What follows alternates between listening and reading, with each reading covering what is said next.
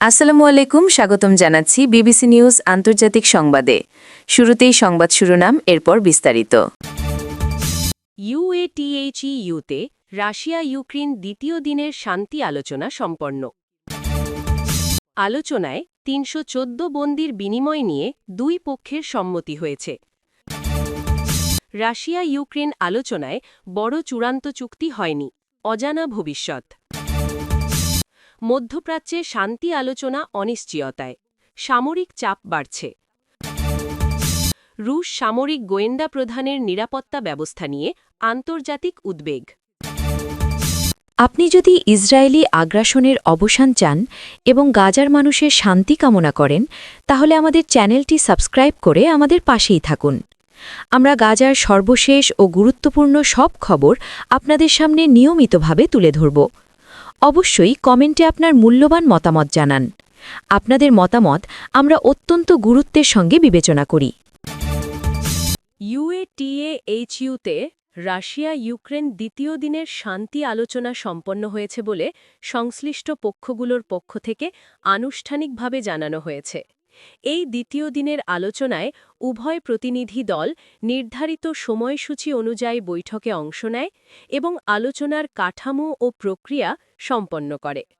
আলোচনার সময় যুদ্ধ সংক্রান্ত বিভিন্ন ইস্যু, চলমান উত্তেজনা এবং আলোচনার সীমাবদ্ধতা নিয়ে আলাদা আলাদা অধিবেশন অনুষ্ঠিত হয়।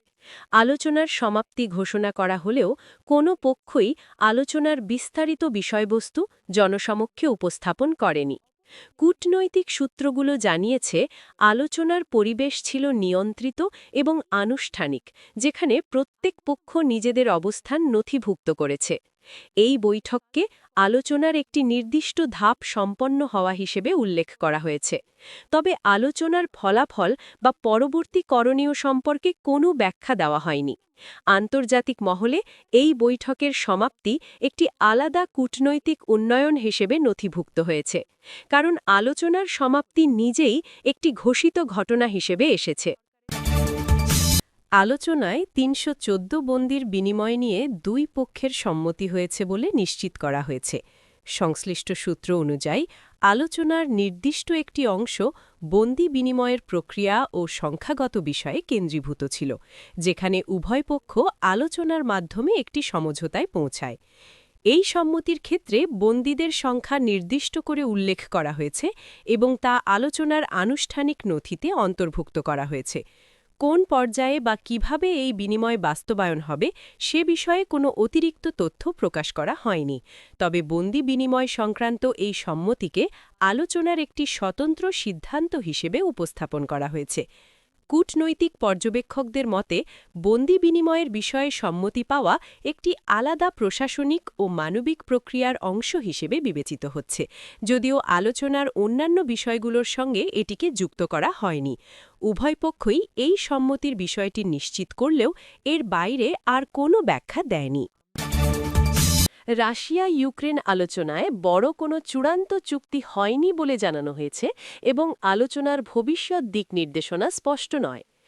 আলোচনার সমাপ্তির পর সংশ্লিষ্ট পক্ষগুলো জানিয়েছে যে আলোচনায় বিভিন্ন বিষয় উত্থাপিত হলেও কোনো সামগ্রিক বা সর্বসম্মত চুক্তি চূড়ান্ত করা সম্ভব হয়নি। আলোচনার ফলাফল হিসেবে কেবল নির্দিষ্ট কিছু বিষয় আলাদাভাবে নথিভুক্ত হয়েছে, তবে একটি পূর্ণাঙ্গ সমাধান বা কাঠামোগত চুক্তির ঘোষণা আসেনি। এই অবস্থাকে আলোচনার অগ্রগতির সীমাবদ্ধতা হিসেবে তুলে ধরা হয়েছে। আন্তর্জাতিক পর্যবেক্ষক মহলে আলোচনার এই ফলাফলকে একটি অনিশ্চিত অবস্থান হিসেবে চিহ্নিত করা হয়েছে, কারণ চূড়ান্ত সিদ্ধান্তের অনুপস্থিতি আলোচনার ভবিষ্যৎ নিয়ে প্রশ্ন রেখে যাচ্ছে।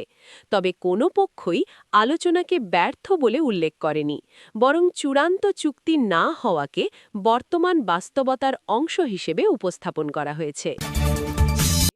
মধ্যপ্রাচ্যের শান্তি আলোচনা অনিশ্চয়তায় রয়েছে এবং একই সঙ্গে সামরিক চাপ বাড়ছে বলে আন্তর্জাতিক পর্যায়ে জানানো হয়েছে। সংশ্লিষ্ট প্রতিবেদনে বলা হয়েছে, চলমান শান্তি আলোচনা প্রত্যাশিত অগ্রগতি দেখাতে পারছে না এবং আলোচনার ধারাবাহিকতা নিয়ে স্পষ্টতা তৈরি হয়নি। আলোচনার পাশাপাশি অঞ্চলে সামরিক তৎপরতা ও চাপ বৃদ্ধির বিষয়টি আলাদা করে উল্লেখ করা হয়েছে, যা কূটনৈতিক প্রচেষ্টার ওপর প্রভাব ফেলছে বলে বিবেচিত হচ্ছে। শান্তি আলোচনার ভবিষ্যৎ নিয়ে আনুষ্ঠানিকভাবে কোনো ঘোষণা না এলেও অনিশ্চয়তার বিষয়টি প্রকাশ্যে এসেছে।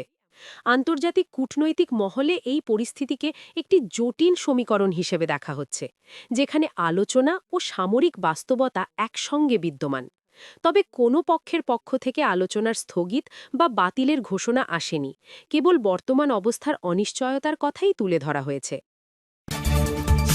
রুশ সামরিক গোয়েন্দা প্রধানের নিরাপত্তা ব্যবস্থা নিয়ে আন্তর্জাতিক উদ্বেগ প্রকাশ করা হয়েছে। সংশ্লিষ্ট প্রতিবেদনে বলা হয়েছে, ওই কর্মকর্তার নিরাপত্তা ঘিরে গৃহীত ব্যবস্থাগুলো আন্তর্জাতিক পরিসরে আলোচনার বিষয় হয়ে উঠেছে। বিভিন্ন কূটনীতিক ও নিরাপত্তা পর্যবেক্ষক এই নিরাপত্তা পরিস্থিতির দিকে নজর দিচ্ছেন এবং বিষয়টি নিয়ে উদ্বেগের কথা জানানো হয়েছে। নিরাপত্তা ব্যবস্থা জোরদার করা হয়েছে কিনা বা কী ধরনের ব্যবস্থা নেওয়া হয়েছে সে বিষয়ে নির্দিষ্ট কোনো তথ্য প্রকাশ করা হয়নি। তবে আন্তর্জাতিক মহলে এই বিষয়টি একটি আলাদা নিরাপত্তা ইস্যু হিসেবে চিহ্নিত হয়েছে। সংশ্লিষ্ট পক্ষগুলো পরিস্থিতি পর্যবেক্ষণ করছে বলে জানানো হলেও কোনো অতিরিক্ত ব্যাখ্যা বা আনুষ্ঠানিক মন্তব্য দেওয়া হয়নি।